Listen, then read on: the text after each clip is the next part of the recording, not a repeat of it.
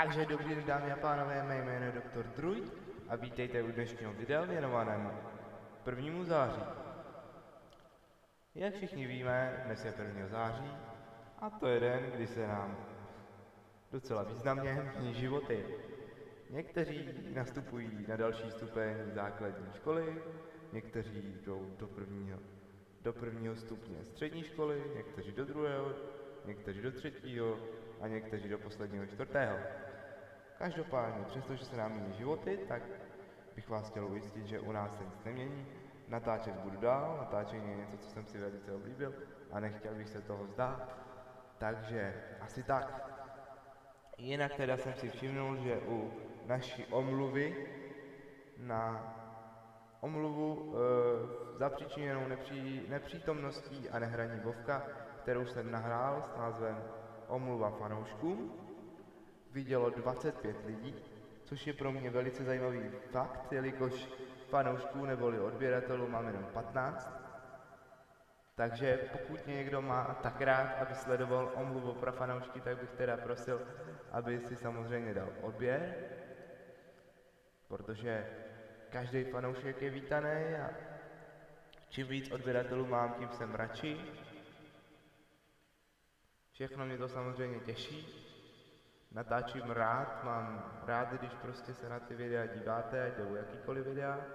Jinak teda samozřejmě kromě Vovka natáčím i Borderlands 2, na který teď teda jsem momentálně se dal do publikování starších dílů, na který jsem zapomněl.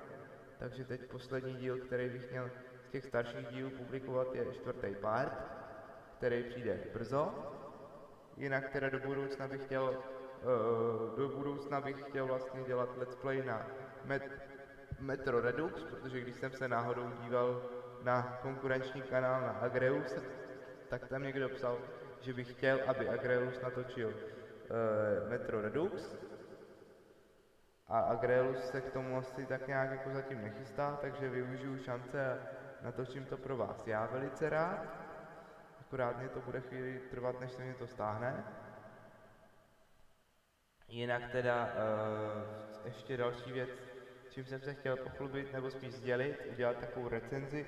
Včera jsem byl na filmu Let's Dance Step Up, Let's Dance, jinak Step Up All In, když se to jmenovalo Let's Dance, teď se to jmenuje Step Up, už jakoby pod novým názvem Step Up All In.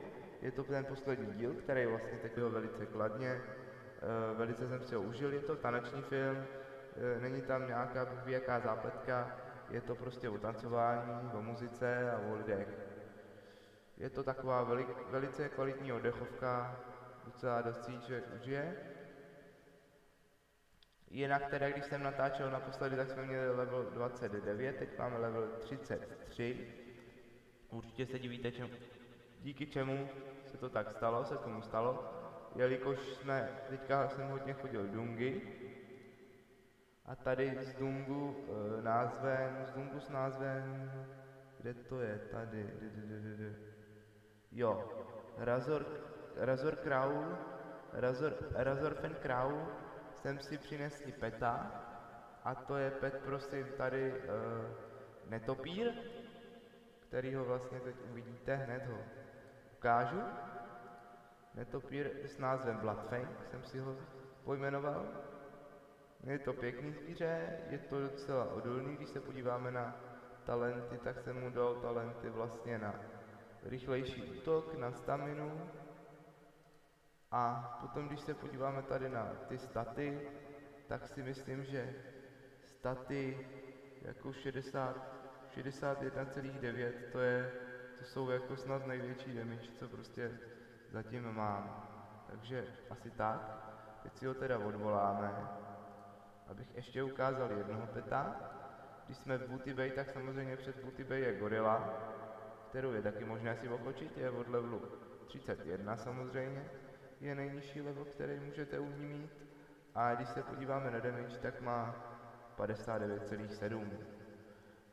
Gorila je spíše tankovací, má větší staminu jako, ale jinak je dobrá.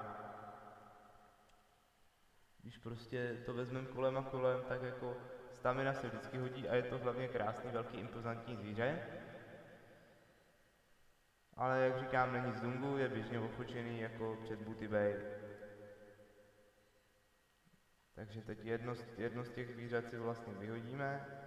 Jinak teda mám tady pořád hyenu Chechtala, mám tady lva s jménem Snow, mám tady moje 3 želvy, tady černýho lva, normálního lva, tady stříbrnýho vlka a obrněný prase, který taky najdete v tom dungu. Razor Crow, akorát, že není hnědý, jako je tohleto, ale je bílý nebo černý. Tady jsem si teďka všimnul, že už se mě tady zpřístupnili další 2 dungy tady. Maraudon Foulstork Havens a Scarlet Monastery Armory, zbrojnice. Takže zkusíme, uvidíme, jestli když teďka si necháme tyhle dungy vyhledaný, tak jestli nám to něco najde. Případně bychom si zašli dung. Vůbec nic bych proti tomu neměl.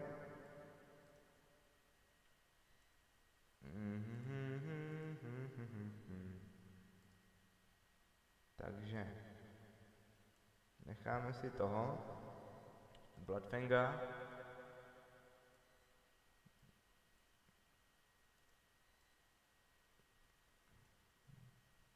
Nebo že bych si vyexpil gorilu. Uvidíme. A chybí nám tank. Takže pokud nám skočí nějaký tank, tak bychom dali i první dung nějaký, věnovaný 1. září. Docela směšný. Vůbec jsem to neměl v plánu, chtěl jsem takhle jen sdělit těch pár informací, mělo to být rychlý 5minutový video, teď koukám, že už jsme u 7 minuty. Takže tak, ještě poslední věc, co mě napadlo, co jsem chtěl říct a zapomněl.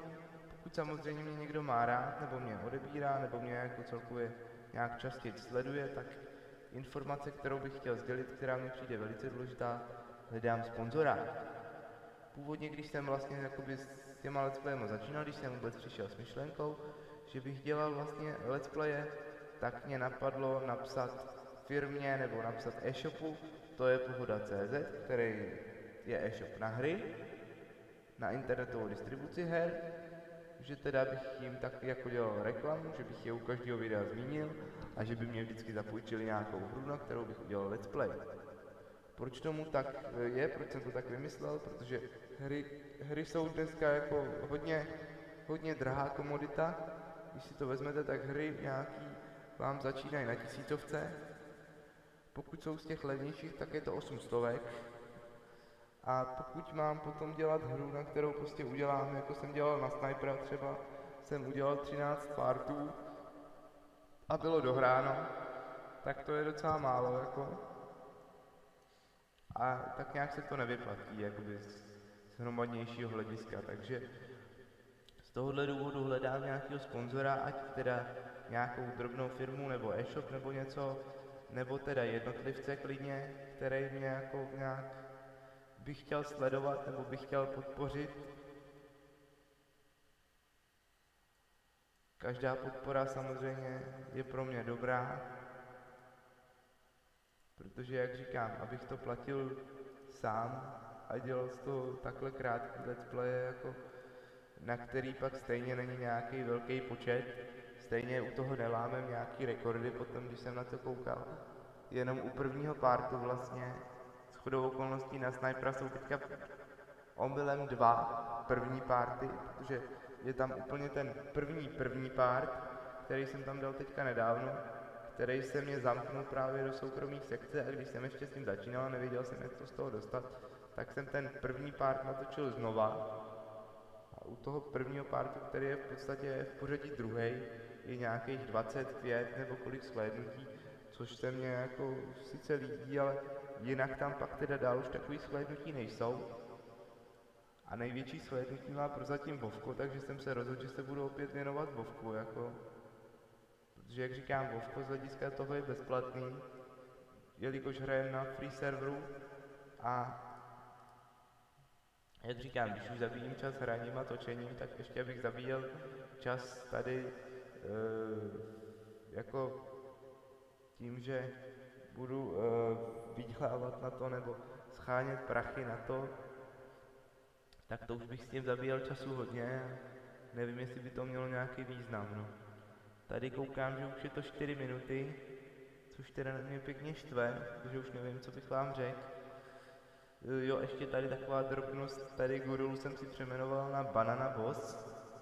Hledal jsem nějaký pěkný jméno, tak mě napadl Banana Boss. A tady netopír, jak jsem říkal, je Bloodfang. Chtěl jsem ho pojmenovat Bloodwing, což je vlastně z toho, z Borderlandu. Ale pak jsem si říkal, že Bloodfang bude lepší, takový originálnější.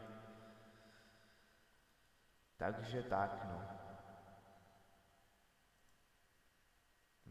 Vzhledem k tomu, že se nám to tady nějak nenačítá teda, tak asi bych dal střih teda a pokračoval, až se nám to načte, až se nám tady najde nějaký dům.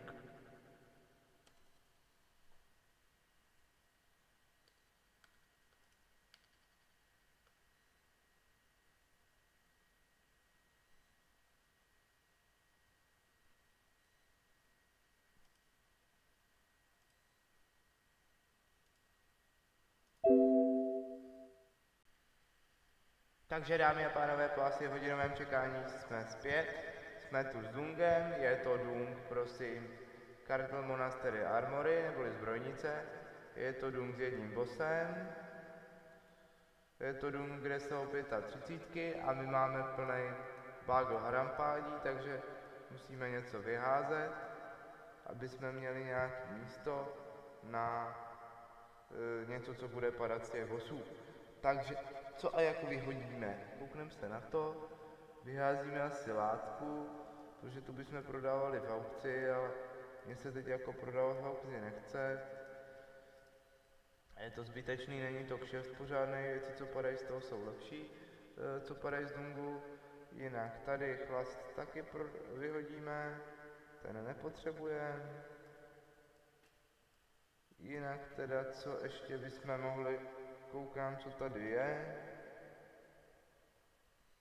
Tady dáme zatím nějaký, ať sejme toho. Máme sebou teda našeho jako peta netopíra Bloodfanga, o kterém jsme mluvili v první části videa. Máme status rested, takže dostáváme 200% z každého bose. Co se týče zkušeností, jinak teda, co ještě bychom řekli pěknýho. Co bychom mohli říct pěknýho ještě tady, co bychom mohli vyhodit. Nevím, nic mě nenapadá. Letrový shouldery jako tady 7 stamina, ty jsme si neměnili, oni mají sice větší armor, ale ono to nás nezajímá, protože tam je armor rozdíl nějakých asi 10 nebo kolik, takže to je víceméně žádný velký rozdíl. Teď teda jsme někde tady na začátku, ve finále tady ve velký síni bude boss. Všichni budou rolovat zase o to, co z něj spadne, to zase bude napínavý, protože vždycky, když rolujete o takový kraviny, tak to všichni potřebujou, nebo všichni chtějí.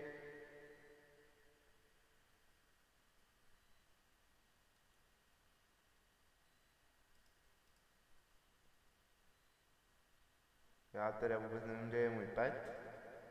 Můj pet je někde ztracený v textuře nebo něco, nevím. Jo, můj pet je tady proti tomuhle frajerovi. My jsme totiž první začali střílet do tohohle. Takže tady jdem dodělat tohohle a pak jdem dovnitř. Tady sebereme tu látku, protože látku jsme sbírali většinou tady. Teď jsme sebrali sýr, tak ho sníme, protože sýr my teď nechceme. A jdeme dolů, jdeme dolů. Tady co to má, to je Elf Priest, proto má ty křídla. Je to 40kový level, já chodím na dungy se 40kama, to je taky prča. Já jsem o tom teď tak uvažoval, jestli budu expit klasickým způsobem děláním dungů, nebo jestli budu prostě to, jestli budu dělat teda klasickým způsobem dělání questů, jsem chtěl říct, nebo právě jenom dělání dungů, které by byly jakoby zajímavější a hlavně se v nich rychlejc XP, teda. Protože tady sice padají jakoby mnohdy třeba menší zkušenosti, ale padá jich tady hafo, protože se ty bossové tady vybíjejí ve velkých množstvích. Takže prostě jestli takto něco jako, jestli to budu dělat takhle, nevím přesně. Zatím jsem se vůbec nerozhodl, jestli budu normálně questit nebo jenom dungovat. Ty dungy tady přibývají docela rychle, když se na to člověk podívá. A v podstatě elegantně navazujou, že tam, kde vlastně skončí, jakoby tam, kde skončí jeden, tak ještě předtím, než skončí limit jednoho, tak už je druhý quest, což je dobrý prostě, že opravdu člověk jakoby nemusí nějak čekat, by měl na něco malý level. Já teď, jak dodělám tenhle level, tak tady mám někde nový luk. Tak bude tady, jo, tady je na 34. level. Takže v okamžiku, kdy dodělám 34. tak si nahodím nový luk, což pro mě bude hodně znamenat z hlediska zvýšení damage.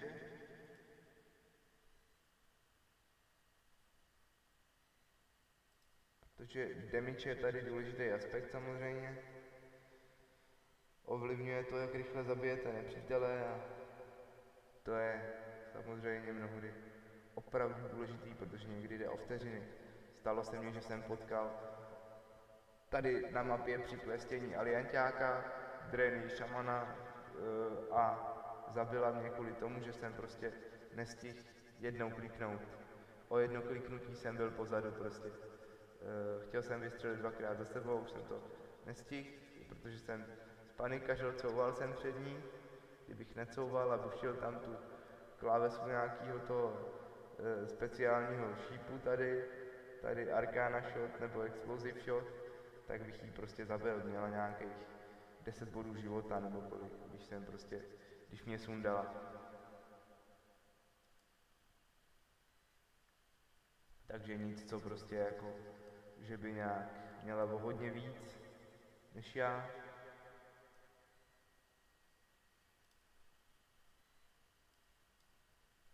No a tady nás teda docela velké množství nepřátel tady, to nám ale vůbec nevadí, protože je to právě šikovný z hlediska questění, nebo z levelení teda, že dostáváme hodně zkušeností.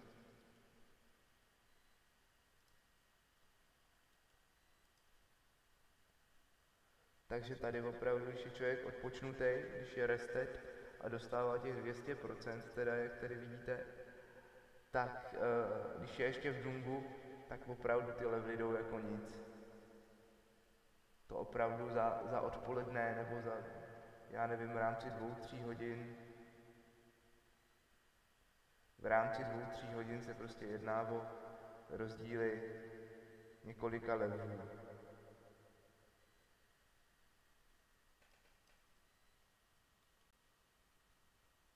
Teď jsme tady zacouvali, aby jsme nedostávali moc na prdel.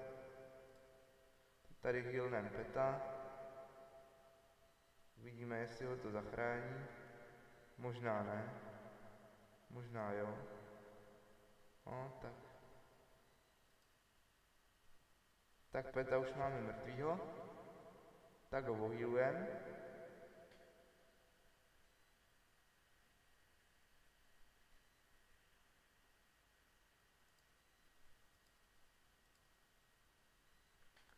Ohýlujeme ho a jdem dál.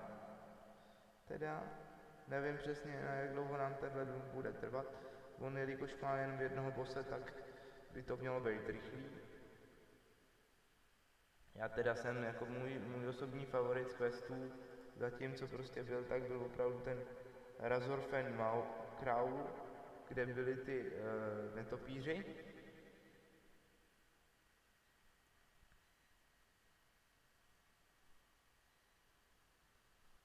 Kde teda jsem právě jakoby získal i tohoto netopíra.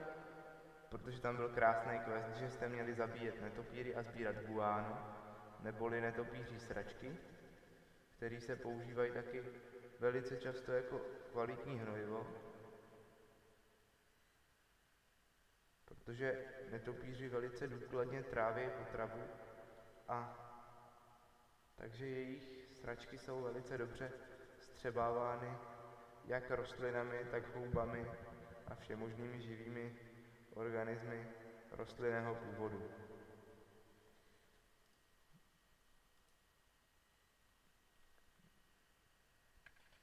Vypadá to, že nový level bude mít za chvilku. Tímhle stylem. Už máme nějakých, kolik pak máme? 86%, takže to je hned. Jinak tady ty drobnosti, to jsou věci do sice, ale já je nezbírám, protože to je všechno mailový. A my zatím mail nemůžeme. My můžeme mail někde od 40. levelu, pokud si dobře vzpomínám, za Huntera. Takže tam zatím jakoby z toho bychom nic neměli a aby jsme to prodávali, to nemá smysl. Protože u Andora za to moc nedostaneme a do aukce s tím chodit se mně nechce.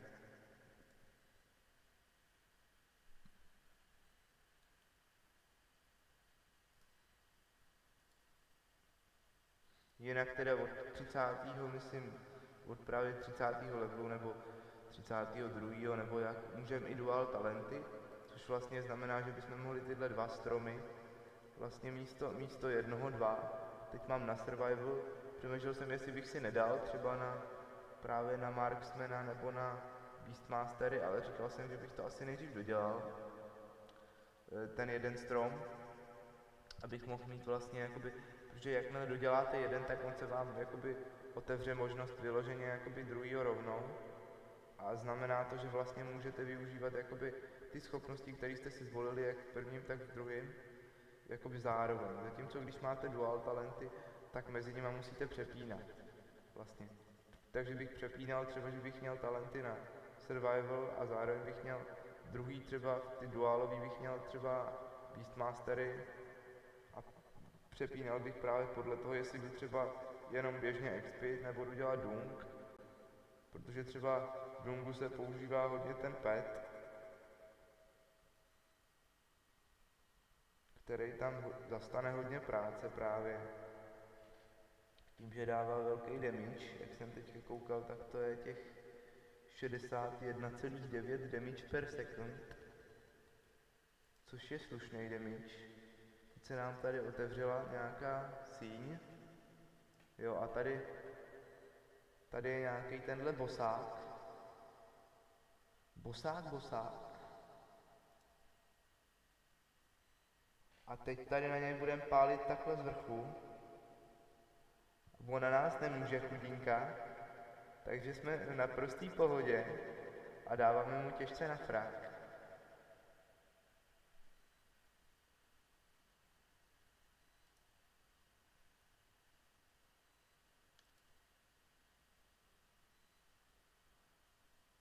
Teď jsme mu dali confusing shot, takže snížený damage z jeho strany. A teď tady máme headku, tu nechcem, ta je mailová, ta nám je na prd, no. A jinak nic, jo. No, tak to je teda pěkně zmrvený dům tohleto. Protože tady už se nikam dál asi nejde. No, mailový shouldery krásný. Koukneme se na ně, no. Ty už bychom klidně mohli, ale museli bychom moc mail, který nemůžeme.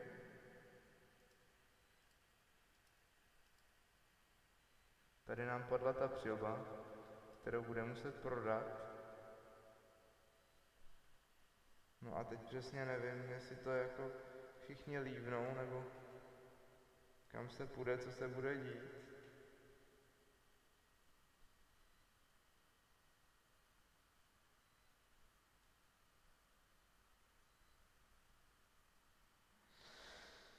No každopádně to byl asi celý dům teda, víc už asi od toho čekat nemůžem. schválně napíšem, co teď. Co teď? Chce někdo tu přilbu?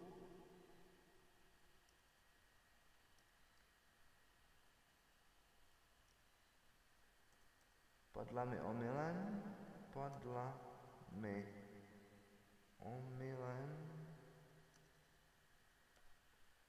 Teď jsme tam napsali gramatickou chybu. Omylem.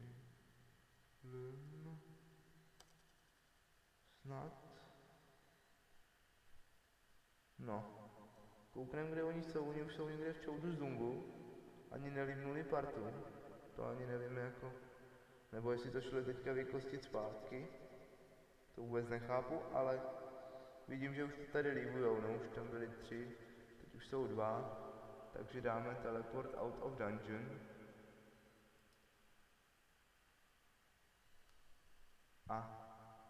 A teď nám tady dají na frak goblini.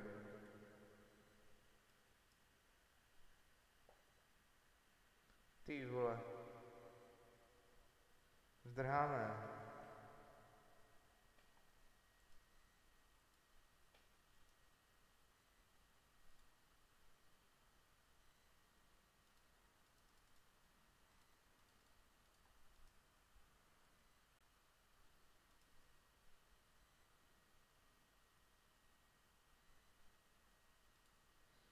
Hilnem si peta, aby nám ho nezabili, a půjdem teda pryč už.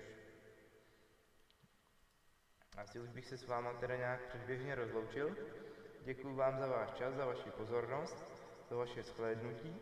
Pokud se vám video líbilo, nezapomeňte si teda dát odběr, pokud ho nemáte. Pokud ho už máte, nezapomeňte video nějak ohodnotit, nebo sdílet video dál na sítích, jako je Facebook, Twitter, Twitch a další různé a nerůzné sítě.